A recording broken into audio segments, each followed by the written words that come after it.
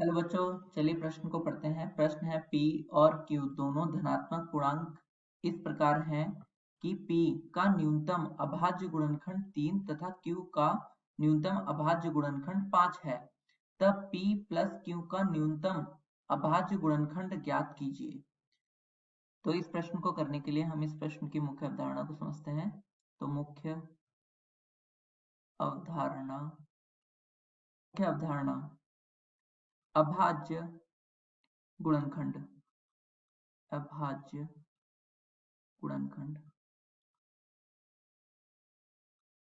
इसमें हम क्या करते हैं कि जो भी संख्या होती है उसका गुणनखंड करते हैं, और जो गुणनखंड होने चाहिए वो सारे अभाज्य संख्याएं होनी चाहिए। जैसे कि 8 बराबर 2 गुणा 2 तथा जैसे कि 10 बराबर 2 गुणा 5। तो इस प्रश्न में हमसे क्या कह रहा है, P और Q दो धनात्मक पूर्णांक हैं तथा दो यहाँ पे P और Q दोनों ही धनात्मक पूर्णांक हैं, और P का जो है न्यूनतम अभाज्य गुणनखंड जो है, सबसे छोटा अभाज्य गुणनखंड 3 है। तो P बराबर मैं लिख सकता हूँ 3x, यहाँ पे 3 गुणा x मतलब जो सबसे छोटा P में अभाज्य गुणनखंड है वो 3 है, तो बाकी कोई एक पूर्णांक होगा तो मान लेता हूँ बाकी x है। तथा Q का सबसे छोटा अभाज्य गुणनखंड 5 है, तो उसको लिख सकता हूँ मैं 5y, कोई नंबर y होगा जो पूर्णांक होगा। अब हमसे पूछ रहा है कि P प्लस Q का सबसे छोटा अभाज्य गुणनखंड क्या होगा।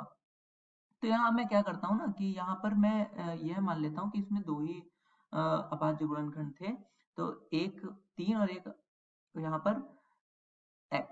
तो x का मान यहाँ पर मैं ले लेता हूँ 3 से बड़ा ले लेता हूँ कुछ 5, और यहाँ पे मुझे y का मान 5 से बड़ा लेना होगा जो कि ले लेता हूँ मैं 7।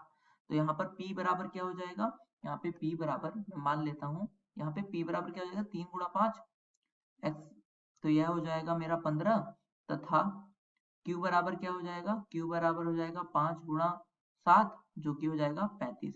तो ये P प्लस Q क्या आएगा हमारा 15 प्लस 35 बराबर ये कितना हो जाएगा 50।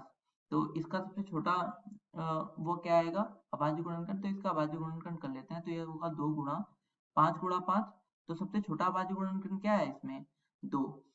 तो अब हम इस प्रश्न को दूसरे तरीके से भी कर सकते हैं।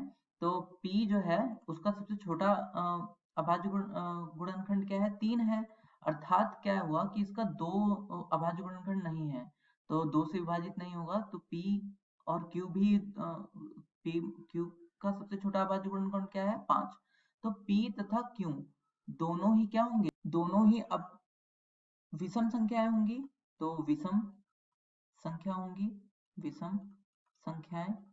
और हम जानते हैं विषम संख्या प्लस विषम संख्या बराबर सम संख्या होती है, तो विषम संख्या प्लस विषम संख्या बराबर सम संख्या।